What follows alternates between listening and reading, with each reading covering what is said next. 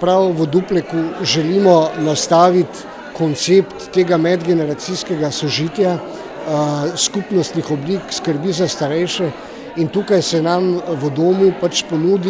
ponuja, lahko rečem celo glede na slovenske, pa glede na moje izkušnje tudi lahko rečem evropske razmere, edinstvena priložnost, kajti v isti lokalni skupnosti bomo lahko povezali tako institucionalno varstvo, se pravi dom, kot storitev pomoči na domu in tudi medgeneracijski center, ki ga bomo zagotovo zelo aktivno vključili v suport delovanja doma za starejše in nenazadnje tudi oskrbe starejših na domu.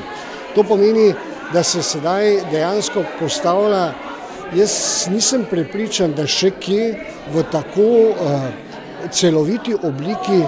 ta skupnostna oblika skrbi za starejše, kot jo bomo lahko zaradi vseh teh treh komponent izvajali tukaj v Dupleku.